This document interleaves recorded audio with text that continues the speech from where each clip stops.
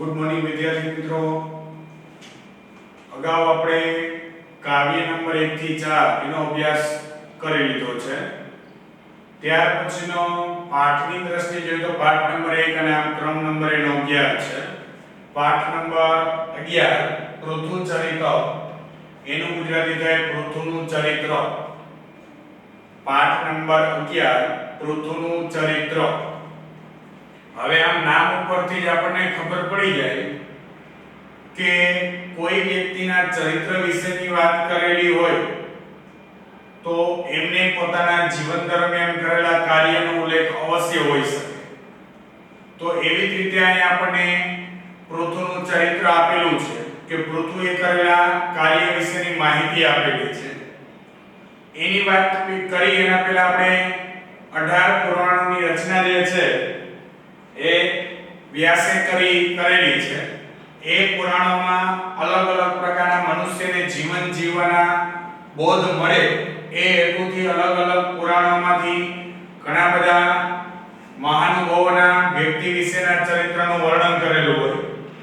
એમાંનું એક ચરિત્રનું વર્ણન એટલે પૃથુ ચરિત્રનું વર્ણન આપણને આપેલું છે। પૃથુ ચરિત્રના વર્ણનમાં શું છે કે સ્વયંભૂ નામનો મનુનો જે વંશ હતો એમાં અંગ નામનો રાજા હતો। અંગ જે રાજા છે એ ખૂબ જ વિદ્વાન અને ધાર્મિક કાર્ય કરવામાં લોકોને મદદરૂપ થાય એવા પ્રકારનો કાર્ય કરનારો રાજા। હવે એને વેન નામનો પુત્ર થયો। વેન અને અંગ આ બંને વચ્ચે એટલો તફાવત કે વેન જે છે એ પ્રજાને હેરાન પરેશાન કરી નાખે। ધાર્મિક પ્રતિ ઉપર પ્રતિબંધ મુકાવી દીધો। લોકોને સજ્જન માણસોને હેરાન કરવાના, દુર્જન લોકોને મજા કરાવવાની, મદદ કરવાની આવા પ્રકારની વૃત્તિ ધરાવે। એટલે લોકો જે છે એ ખૂબ હેરાન પરેશાન થઈ ગયા। એટલે લોકો જે છે એ દેવો પાસે ગયા અને એને ઋષિ મુનિઓને આજ્ઞા કરી કે હવે તમે કંઈક કરો। તો એને જે છે પૃથુ નામનો પુત્ર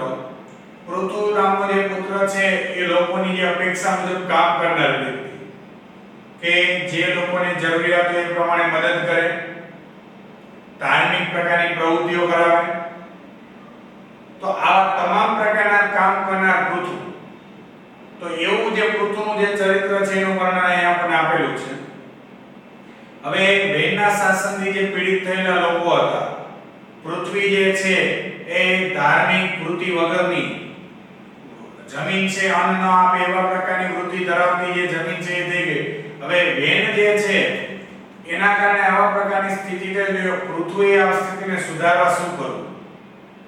એટલે પૃથુ જે છે એ જે ગાય સ્વરૂપે આપણને આ એક રૂપક આપેલું છે કે ગાય જે છે પૃથુ જમીન રૂપે ગાયને દોહવાનું કાર્ય કરે છે। દોહવાનું એમાંથી દૂધની પ્રાપ્તિ થાય, એમાંથી અન્નની પ્રાપ્તિ થાય। આ રીતે એક રૂપક આખું આપણને આપેલું છે કે અન્નની જે પ્રાપ્તિ છે એના દ્વારા લોકોનું મનોરંજન, લોકોને જે છે જરૂરિયાત હતી એ પણ પૂરી પડી અને એના દ્વારા મનોરંજનની પણ પ્રાપ્તિ થઈ। તો આખું એવું એક સરસ મજાનું આ રૂપક આપેલું છે કે આપણને એમ થાય કે જમીન જે છે એ ગાયનું રૂપ લે અને ગાયને દોવે ને એમાંથી દૂધ અને અન્નની પ્રાપ્તિ થાય। જમીન થોડું ગાયનું રૂપ લેતી હશે, પણ એક રૂપક તરીકે આપણને આપેલું છે। વાસ્તવિક ઘટનાની વાત નથી, પણ એક પુરાણમાં એક રૂપક આવું આપેલું છે। તો જેમ આપણે ગાયને દોઈએ તો એનું અને યોગ્ય સમયે દોઈએ અને એને ખાવા માટે આપણે એને અન્ન પણ આપતા હોય અને એટલે ટૂંકમાં એનો ખોરાક હોય એવા પ્રકારનો, દાખલા તરીકે ખોળ આપીએ, પછી બીજો કોઈ ઘાસચારો આપીએ અને આપણે દોતા હોય।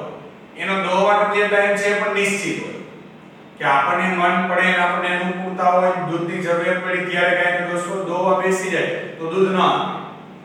તો એવી રીતે આપણને આ પૃથુચરિત્ર દ્વારા એવું સમજાવવાનો પ્રયત્ન કરે છે કે જેમ ગાયનું આપણે પરિપાલન કરીએ છીએ એવી રીતે દરેક વ્યક્તિએ જમીનનું પરિપાલન કરવું જોઈએ।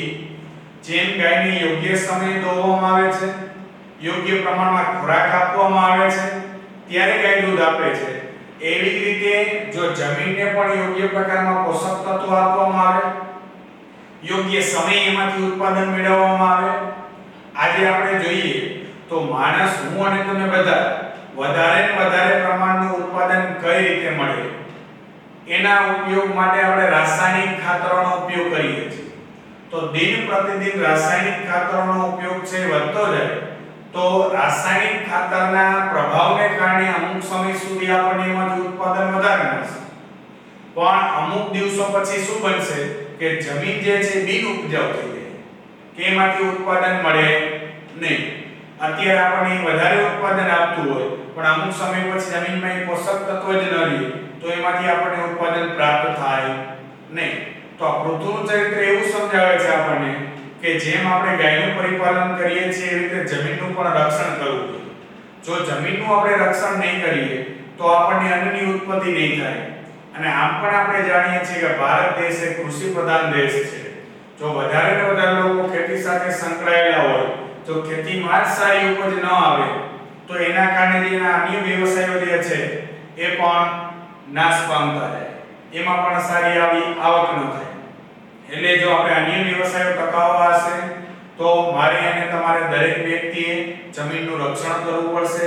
જો જમીનનું રક્ષણ નહીં કરીએ તો એક દિવસ અવશ્ય આપણું પણ પતન થશે.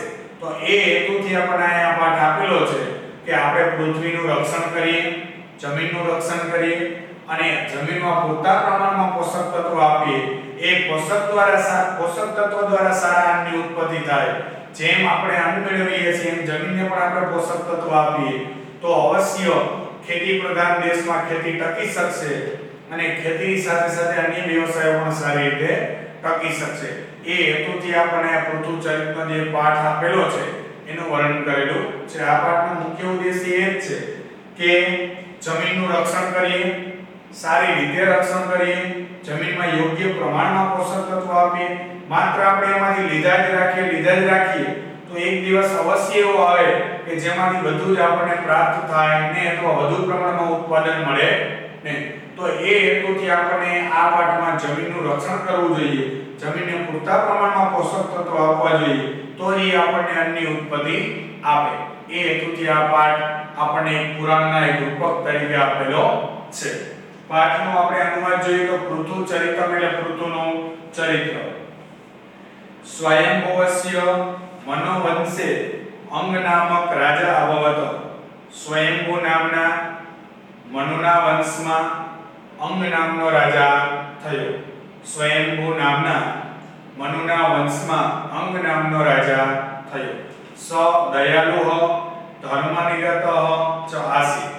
તે દયાળુ અને ધર્મમાં લાગેલો હતો. હતો. સ્વયંભુ નામના મનુના વંશમાં અંગ નામનો રાજા થયો.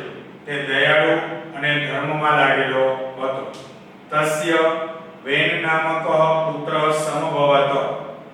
તેને વેન નામનો એક પુત્ર થયો. સહ ક્રૂર અધર્મનિરત ચ આસી. તે ક્રૂર અને અધર્મમાં લાગેલો હતો. તેન યજ્ઞદાનાદિની સત્કર્મણાની નિષિદ્ધાની.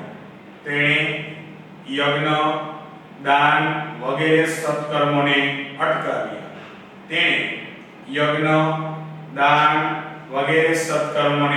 અટકાવ્યા. દુર્જનાઃ સત્કારિતા સજ્જનાઃ ચ દુષ્કારિતા. દુર્જનોને સત્કાર્યા અને સજ્જનોને દુષ્કારિતા એટલે અપમાનિત કર્યા. દુર્જનોને સત્કાર્યા અને સજ્જનોને અપમાનિત કર્યા. ફલતઃ એટલે પરિણામે ચોરી દિના પ્રવૃત્તિ સર્વત્ર પ્રવર્તિતા. પરિણામે ચોરી વગેરેની પ્રવૃત્તિ બધે જ ફેલાય. સજ્જનાનાં ધનમ ધાન્યમ ચ દુર્જને પરિહિતમ.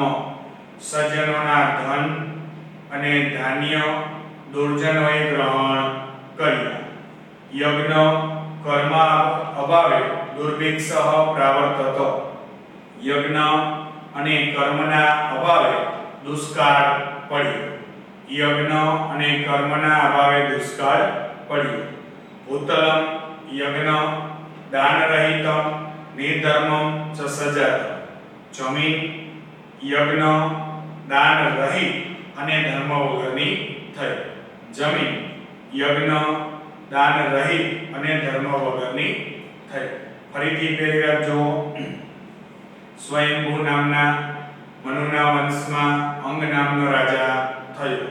તે દયાળુ અને ધર્મમાં લાગેલો હતો. તેને વેન નામનો એક પુત્ર થયો. તે ક્રૂર અને અધર્મમાં લાગેલો હતો.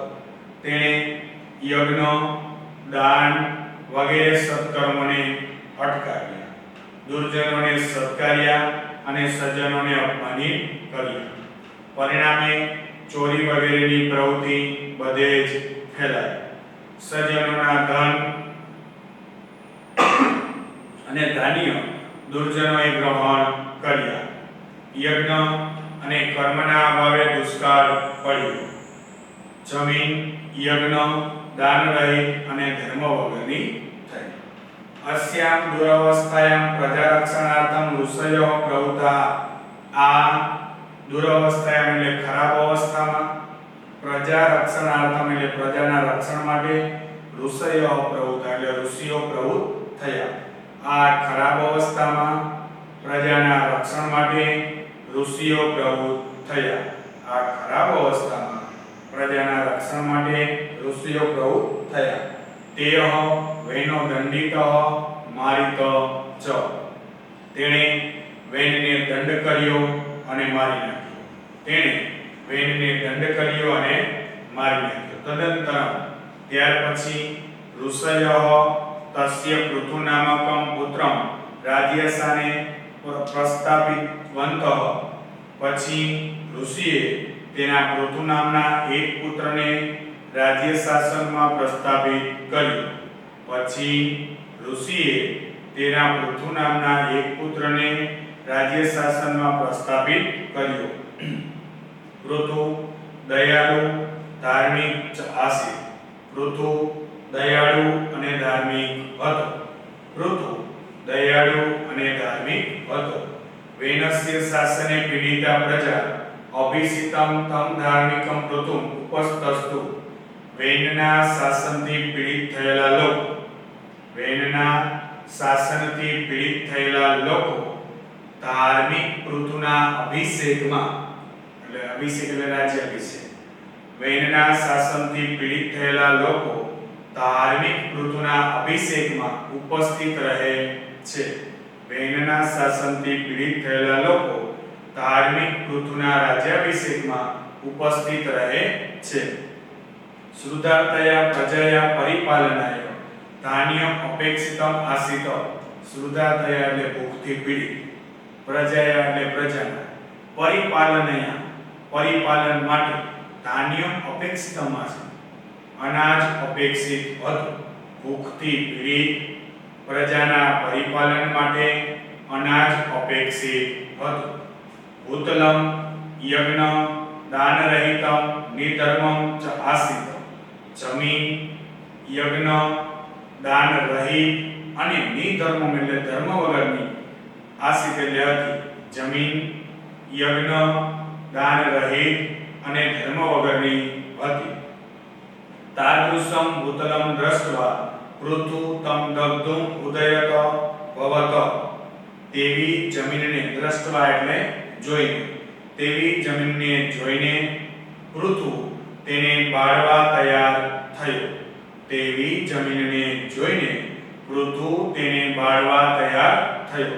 ફરીથી ચાર લીટી જોવો. આ ખરાબ અવસ્થામાં પ્રજાના રક્ષણ માટે ઋષિઓ પ્રવૃત્ત થયા.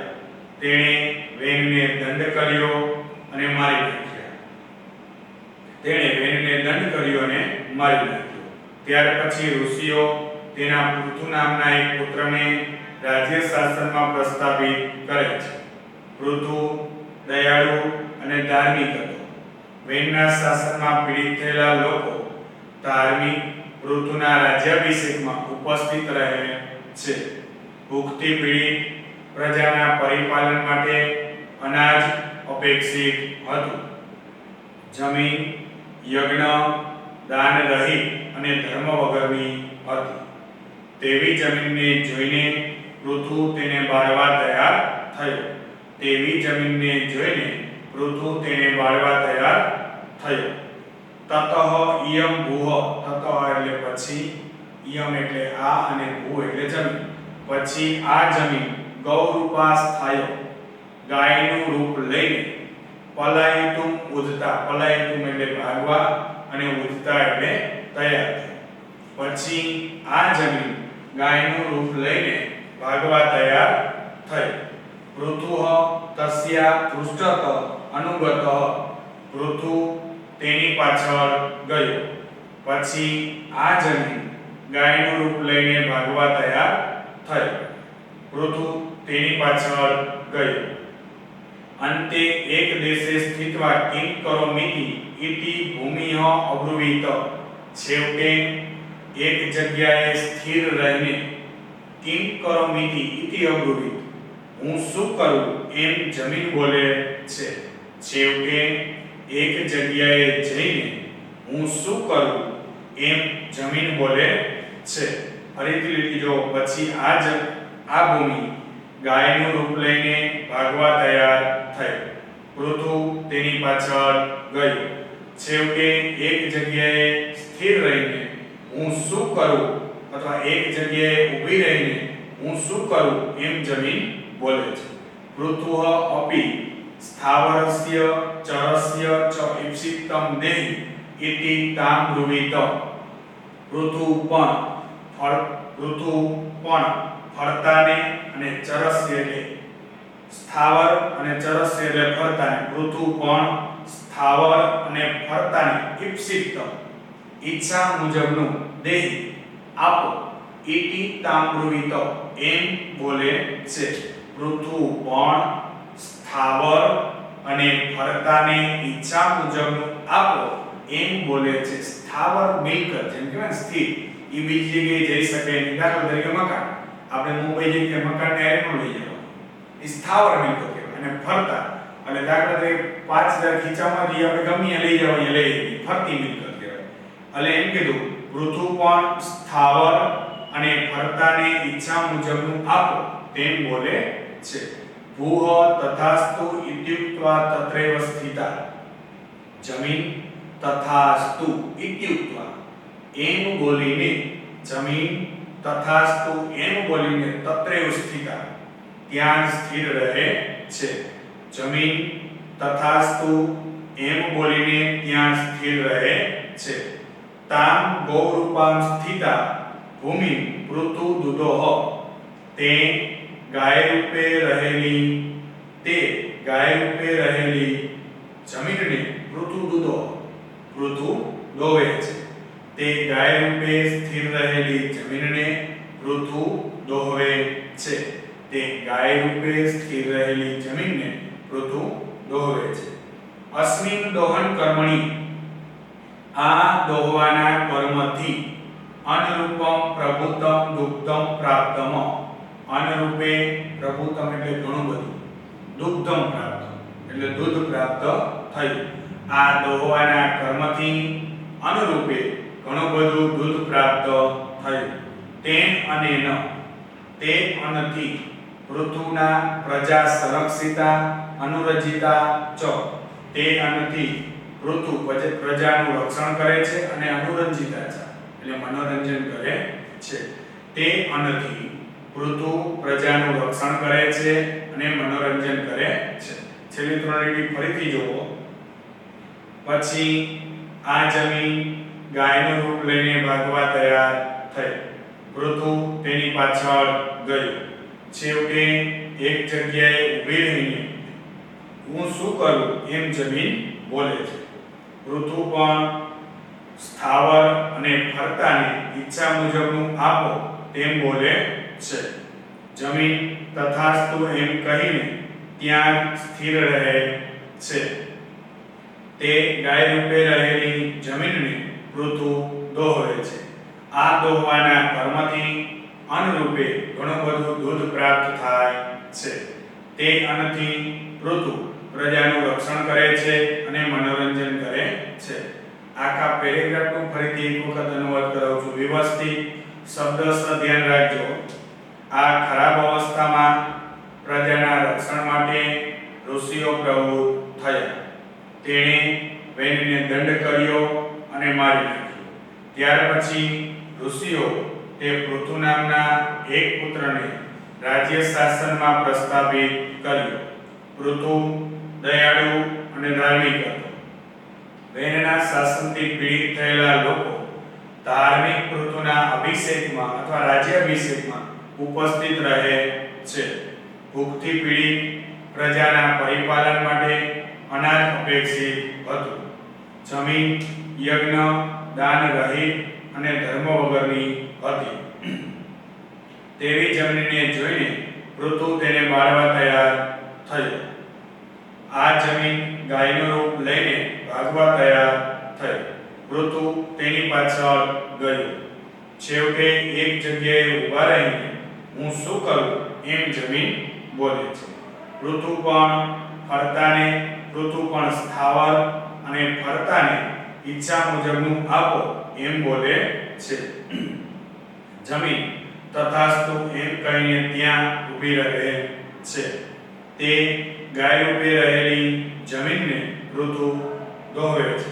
આ દોહવાના કર્મથી અન્ન રૂપે ઘણું બધું દૂધ પ્રાપ્ત થયું. તે અન્નથી પૃથુ પ્રજાનું રક્ષણ કરે છે અને મનોરંજન કરે છે. ત્યાર પછી આગળ જો. હવે આપણને એમ થાય કે જમીન ગાયનું રૂપ લઈએ અને ભાગે સાહેબ તમે ખોટા ટાઢા ખોટા નજીક થયો. મેં અગાઉ તમને કીધું એક રૂપક છે. આ વાસ્તવિક ઘટના નથી. એક પ્રકારનું રૂપક છે કે આ પ્રમાણે આનું રૂપ લીધું ને એનામાંથી દૂધની પ્રાપ્તિ થઈને એમાંથી અન્નની પ્રાપ્તિ થઈને મુખ્ય મેં અગાઉ કીધું એનો ઉદ્દેશ્ય એ જ છે. જો આપણે ગાયનું એવી રીતે પરિપાલન કરતા હોય તો એવી રીતે આપણે જમીનનું રક્ષણ કરવું જોઈએ. જેમ ગાય દૂધ આપે છે એમ આપણે જમીનનું રક્ષણ કરીએ તો ગાય જે જમીન જે છે એ આપણને અન્ન આપે. અન્ન દ્વારા પૈસાની પ્રાપ્તિ થાય. એટલે આ એક પ્રકારનું રૂપક છે. એવં પ્રકાર પૃથુચરિતમ પુરાણે સુવર્ણિતમ અસ્તિ. એમ એક પ્રકાર પૃથુચરિત પુરાણમાં વર્ણવેલું છે. એમ એક પ્રકારે અથવા આમ એક પ્રકારે પૃથુચરિત પુરાણમાં વર્ણવેલું છે.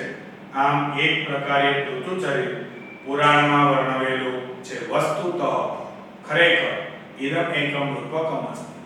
ખરેખર આ એક રૂપક છે. તદ અનુસાર રાજા ગોપાલ તે અનુસાર રાજા ગોવાળ ભૂતલમ ગો જમીન ગાય દોહનમ કૃષિકર્મ દોહવું એ કૃષિકર્મ દુગ્ધમ ચ અન્નમ અસ્તિ દૂધ અને અન્ન છે. એમ એક પ્રકારે પૃથુચરિત પુરાણમાં વર્ણવેલું છે. ખરેખર આ એક રૂપક છે.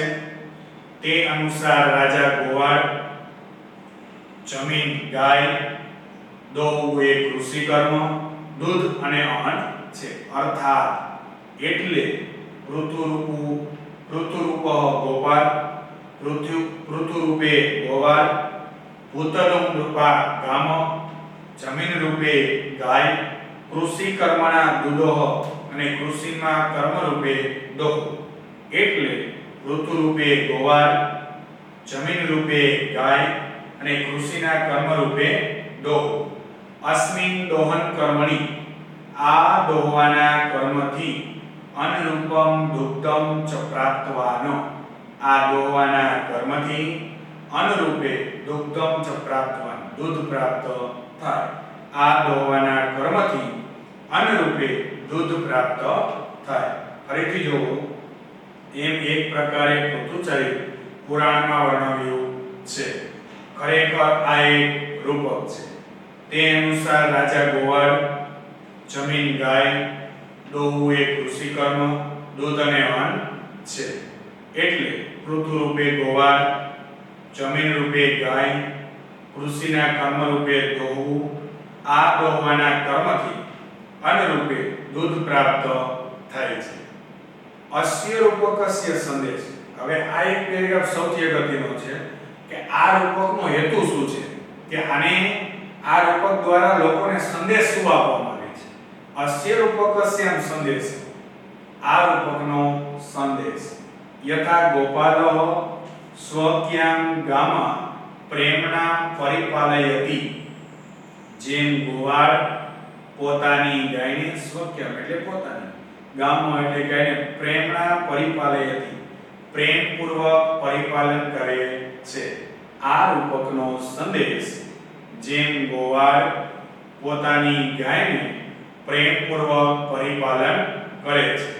પરિપાલિતાં ચ ગામ, પરિપાલન કરવામાં આવેલી ગાય, અસો પ્રાતઃ સાયં ચેતી, સવાર અને સાંજ, ઇતિ એમ નિયત કાલમ યોગ્ય સમયે, નિયત પરિમાણમ યોગ્ય પ્રમાણમાં ચ દોહતી દોવે છે.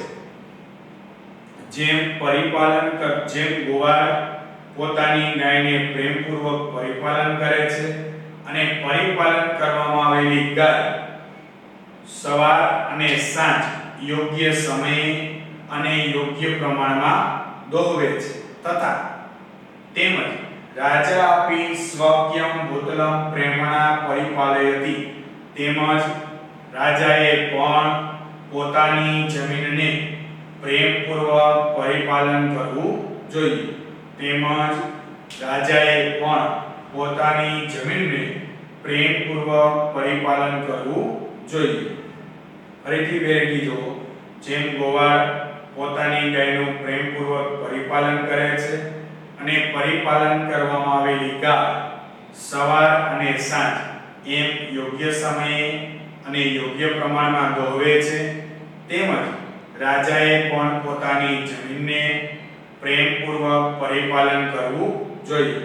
પરિપાલિતમ ચ ભૂતલમ, પરિપાલન કરવામાં આવેલી જમીન, અસો સર્દી વર્ષાયામ ચેતી, નિયત કાલમ નિયત પરિમાણમેવ દુહ્યાત, પરિપાલન કરવામાં આવેલી જમીન શરદ અને વર્ષા ઋતુમાં યોગ્ય સમયે અને યોગ્ય પ્રમાણમાં જ દોહવી જોઈએ. પરિપાલન કરવામાં આવેલી જમીન શરદ અને વર્ષા ઋતુમાં યોગ્ય સમયે અને યોગ્ય પ્રમાણમાં જ દોહવી જોઈએ. એવમેવ, એમ જ કૃષિ કર્મણી પ્રવૃત્તા પ્રજા, એમ જ ખેતી કામમાં પ્રવૃત્ત થયેલા લોકોએ પણ ભૂતલમ તથૈવ પરિપાલયુઃ, એમ જ કૃષિ કામમાં પ્રવૃત્ત થયેલા લોકોએ પણ જમીનનું તેવી જ રીતે પરિપાલન કરવું જોઈએ. એમ જ કૃષિ કામમાં પ્રવૃત્ત થયેલા લોકોએ પણ જમીનનું તેવી જ રીતે પરિપાલન કરવું જોઈએ. પરિપાલિતમ ચ ભૂતલમ, પરિપાલન કરવામાં આવેલી જમીન નિયત કાલમ નિયત પરિમાણમ દુહ્યતિ ઇતિ, પરિપાલન કરવામાં આવેલી જમીન યોગ્ય સમયે અને યોગ્ય પ્રમાણમાં જ દોહવી જોઈએ. યતો હિ, કેમ કે. આ પેરેગ્રાફ મિત્રો કહેવાનો અર્થ એવો થાય છે કે આ પાઠનો સંદેશ શું છે. જેમ આપ દાખલા તરીકે કોઈ પણ પશુ આપણી ઘરે હોય, દાખલા તરીકે અહીં ગાયની વાત કરેલી છે, તો એને યોગ્ય સમયે દોવામાં આવે છે અને એને યોગ્ય પ્રમાણમાં ખોરાક પણ આપવામાં આવે છે. તો એવી રીતે વિદ્યાર્થી મિત્રો આ મારે અને તમારે અને અન્ય લોકો એ શીખવાનું છે. તો આપણે જમીનનું રક્ષણ કરવું જોઈએ. જો જમીનમાંથી માત્ર આપણે ઉત્પાદન મેળવતા રહેશું, જો એમાં આપણે પૂરા પોષક તત્વો નહીં આપીએ, તો એક દિવસ જમીન છે એ પોષક તત્વો વગરની થઈ જશે. આજે આપણને ઘણું બધું આપે છે, અમુક દિવસો પછી કદાચ સાવ પણ નહીં આપે. એટલે ખેતીમાં રહેલા લોકોએ પણ એક સંદેશા આપે છે કે આપણે પણ જમીનનું રક્ષણ કરવું જોઈએ. જો જમીનનું રક્ષણ નહીં કરીએ તો અવશ્ય જમીન આપણું રક્ષણ કરશે નહીં. એ હેતુથી જ આપણને આ પાઠ આપેલો છે કે આપણે પણ પૃથ્વી ઉપર જમીનનું રક્ષણ કરીએ, પૂરતા પ્રમાણમાં પોષક તત્વો એમાં નાખીએ અને એ અમુક સમયે જેમ આપણે ગાયને તો એ પ્રમાણે આપણે એમાંથી અન્ન પ્રાપ્ત કરવું જોઈએ. સીધું આપણે જમીનમાં વાયવા જ કરી કોઈ દિવસ તડકે તપાવવા ન દે, કોઈ દિવસ એમ જમીનને રહેવા ન દે, તો એને પૂરતા પોષક તત્વો મળે નહીં અને અમુક સમય પછી જમીનમાં એમાં ઉત્પાદન પણ મળે નહીં. એટલે રાસાયણિક ખાતરની જગ્યામાં સેન્દ્રિય ખાતર પણ જમીનમાં નાખવું જોઈએ. અમુક પ્રકારના પોષક તત્વો ઘટતા હોય પોષક તત્વો પણ એમાં નાખવા જોઈએ, જેથી કરીને સારું ઉત્પાદન મેળવી શકાય. ફરીથી પેરેગ્રાફ જુઓ. આ રૂપકનો સંદેશ જેમ ગોવાળ પોતાની ગાયને પ્રેમપૂર્વક પરિપાલન કરે છે અને પરિપાલન કરવામાં આવેલી ગાય સવાર અને સાંજ યોગ્ય સમયે અને યોગ્ય પ્રમાણમાં દોહરે છે, તેમજ રાજાએ પણ પોતાની જમીનનું પ્રેમપૂર્વક પરિપાલન કરવું જોઈએ. પરિપાલન કરવામાં આવેલી જમીન શરદ અને વર્ષા ઋતુમાં યોગ્ય સમયે અને યોગ્ય પ્રમાણમાં જ દોહવી જોઈએ. એમ જ ખેતી કામમાં પ્રવૃત્ત થયેલા લોકોએ પણ જમીનનું તેવી જ રીતે પરિપાલન કરવું જોઈએ. પરિપાલન કરવામાં આવેલી જમીન યોગ્ય સમયે અને યોગ્ય પ્રમાણમાં જ દોહવી જોઈએ. યતોહિ કેમ કે જો આવું આપણે નહીં કરીએ તો શું થાય એના લગતો શ્લોક પણ આપેલો છે. બહુધાન્યો પ્રવૃત્તો અયમ જનો લોલુપ માનસ. લોલુપ માનસનો અર્થ થાય લોભી મનવાળો માણસ. મને એમને તમને એમ જ ખર્ચો કર્યા વગર કાંઈ મળે તો મેળવવા જ રાખી પણ એમાંથી કંઈક આપણે મેળવીએ છીએ એને કંઈક આપણે આપવું જોઈએ. તો જમીનમાં જો ખર્ચો કર્યા વગર સતત આપણે પ્રાપ્ત કરી લઈએ તો સતત અમુક વર્ષો સુધી આપણને મળશે, પછી મળશે નહીં. તો અહીંયા આપણે શું કીધું? લોલુપ માણસ, લોભી મનવાળો જનો એટલે માણસ અથવા લોકો, લોભી મનવાળા લોકો બહુ ધાન્ય પ્રવૃત્તો હોય, ઘણું બધું અનાજ પ્રાપ્ત કરવામાં લાગે. લોભી મનવાળો માણસ ઘણું બધું અનાજ પ્રાપ્ત કરવામાં લાગે. આ લોભી મનવાળો માણસ ન ચેત ભૂતલમ રક્ષે, જમીનનું રક્ષણ નહીં કરે, હાનિરેવ ભવિષ્યતિ, તો નુકસાન થશે. ઘણું બધું અનાજ પ્રાપ્ત કરવામાં લાગેલો આ લોભી મનવાળો માણસ જમીનનું રક્ષણ નહીં કરે તો નુકસાન જ થશે. ઘણું બધું અનાજ પ્રાપ્ત કરવામાં લાગેલો આ લોભી મનવાળો માણસ જમીનનું રક્ષણ નહીં કરે તો નુકસાન જ થશે. સસ્યમ કૃષિ ચ ગૌરક્ષ્યમ સર્વ એવ વણિકપથ ભૂતલે રક્ષિતે નિત્યમ નસ્યેવ ન સંશય. સસ્યમ એટલે અનાજ, કૃષિ એટલે ખેતી, ગૌરક્ષ્યમ એટલે પશુપાલન, સર્વ એવ વણિકપથ બધા જ વેપાર ધંધા, અનાજ, ખેતી, પશુપાલન, બધા જ વેપાર ધંધા ભૂતલે રક્ષિતે નિત્યમ નસ્યેવ ન સંશય. જો જમીનનું રક્ષણ કરવામાં નહીં આવે તો હંમેશા નાશ થશે, ન સંશય, એમાં શંકા નથી. જો જમીનનું રક્ષણ કરવામાં નહીં આવે તો હંમેશા નાશ થશે, એમાં શંકા નથી. એ છેલ્લી બે લીટીનું ફરીથી ગુજરાતી જોવો. ઘણું બધું અનાજ પ્રાપ્ત કરવામાં લાગેલો આ લોભી મનવાળો માણસ જમીનનું રક્ષણ નહીં કરે તો નુકસાન જ થશે. જમીનનું રક્ષણ કરવા હંમેશા જમીનનું રક્ષણ કરવામાં નહીં આવે તો અનાજ, ખેતી, પશુપાલન અને બધા જ વેપાર ધંધા નાશ થશે, એમાં શંકા નથી. હંમેશા જમીનનું રક્ષણ કરવામાં નહીં આવે તો અનાજ, ખેતી, પશુપાલન બધા જ વેપાર ધંધા નાશ થશે, એમાં શંકા નથી. ફરીથી જોવો. ઘણું બધું ધાન્ય પ્રાપ્ત કરવામાં લાગેલ આ લોભી મનવાળો માણસ જમીનનું રક્ષણ નહીં કરે તો નુકસાન જ થશે. હંમેશા જમીનનું રક્ષણ કરવામાં નહીં આવે તો અનાજ, ખેતી, પશુપાલન અને બધા જ વેપાર ધંધાઓ નાશ થશે, એમાં શંકા નથી. હવે વિદ્યાર્થી મિત્રો, બાકી નોટમાં લખવામાં કદાચ તમને એક પ્રશ્ન હોય કે અગાઉ 4 કાવ્ય અને હવે એક પાઠ, તો સાહેબ કાવ્ય અને પાઠના અલગ ભાગ પાડવાના ના. જ્યાં કાવ્ય નંબર 4 નું અનુવાદ પૂરું થાય છે ત્યાંથી તમારે પાઠ નંબર 11 નું અનુવાદ લખવાનું ચાલુ કરવાનું છે. એના કોઈ બે વિભાગ પાડવાની જરૂરિયાત છે નહીં. પેલા કાવ્ય ચલાવ્યા, હવે આપણે પાઠ ચલાવશું, ફરી પાછું વચમાં કાવ્ય ચલાવશું. પણ ટૂંકમાં જેમ અનુવાદ ચાલતો જાય એમ તમારે પાકી નોટમાં સારા અક્ષરે વ્યવસ્થિત લખી લેવાનું છે. તેમ છતાં હજી કંઈ પ્રશ્ન તમને હોય ન સમજાય તો તમે જ્યારે રૂબરૂ આવો ત્યારે ગમે ત્યારે પૂછવાની છૂટ છે.